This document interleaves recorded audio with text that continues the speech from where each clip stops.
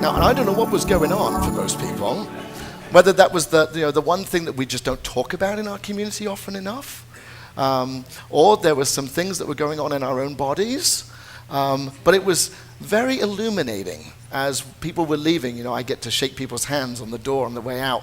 A number of you came out to me last week, and I want to thank you for that, because I think it takes great courage sometimes to come out as different, especially in a community where we expect everyone to fall into certain characteristics and certain categories. So I want to thank you. You were very quiet. Thank you for including me today.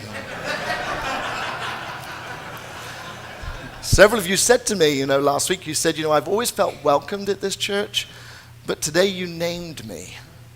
And today you welcomed me in a way that's never been done before.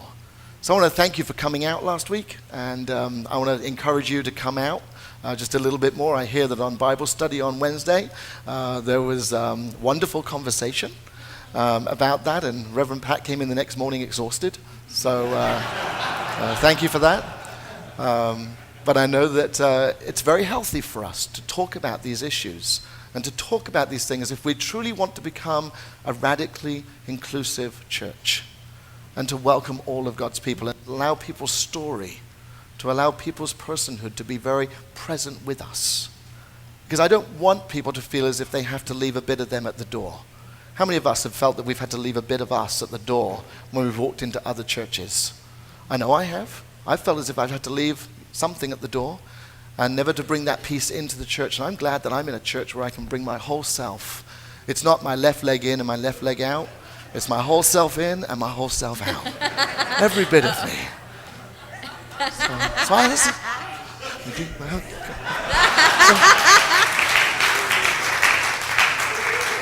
So I'm glad that this radically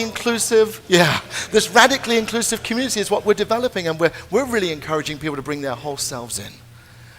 And then today we're going to be talking about heterosexuality. I said to the staff, and please, this was just off the cuff mark, I said, I'm going to preach everything I know about heterosexuality, so I'm going to sit down now. But then the reality is that, there is the heterosexual spirit.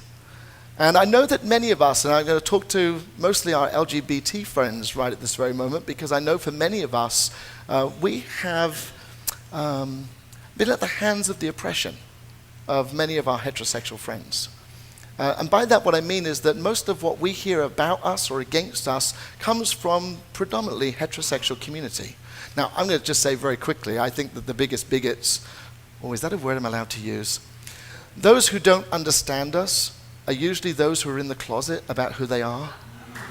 I'm just going to name that because I think that's really true. The people the most virulent against me as a homosexual is usually because they're hiding something about themselves in their own lives, and they somehow think that the louder they speak against means that no one will ever know that they are or experiencing those types of fears in their own life. But we've experienced that at the hands of so many of our straight friends, sisters and brothers. And many of us have either decided not to live in that world, or have decided to protect ourselves from that world as much as possible.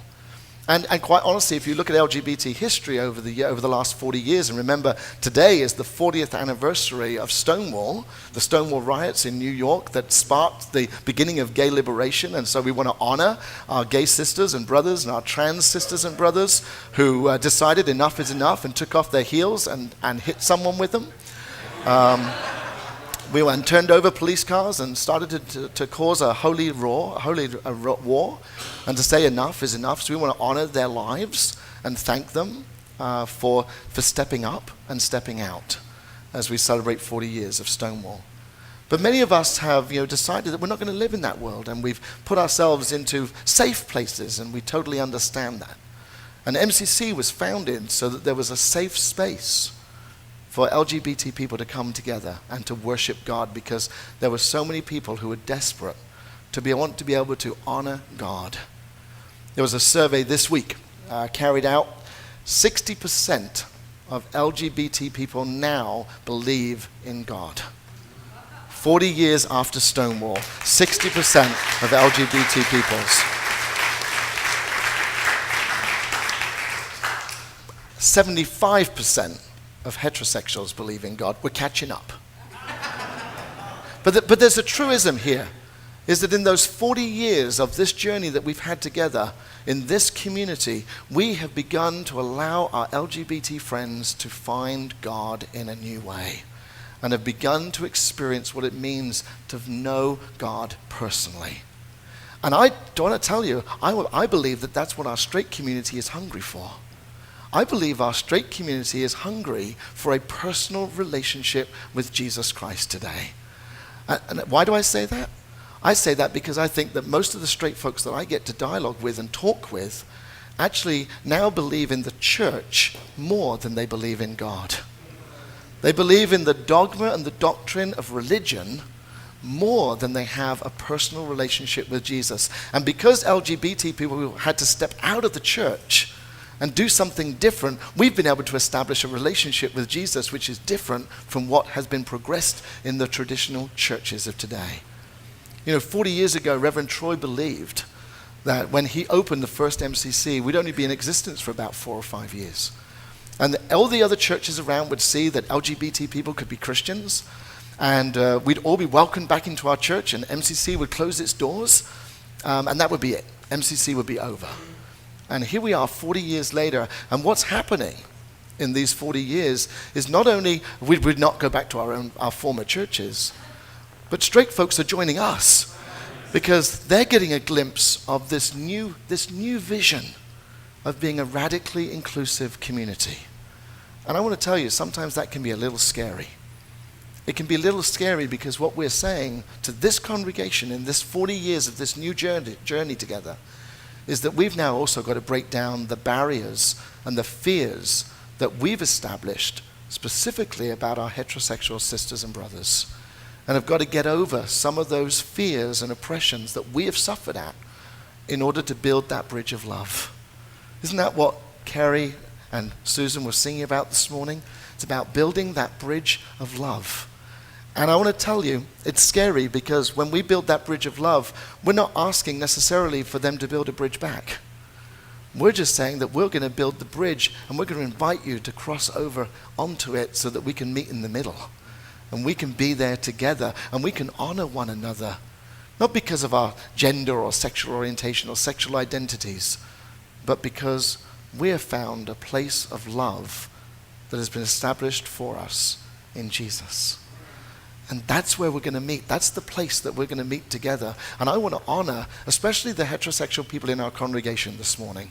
And I want to tell you, since we've moved to Los Feliz, there's a lot more heterosexuals in our congregation than we could ever imagine or ever thought of just a couple of years ago. I want to tell you, there was a time in MCC when a new person came into the building and we could usually suss them out in a few seconds about which side of the fence they sat on.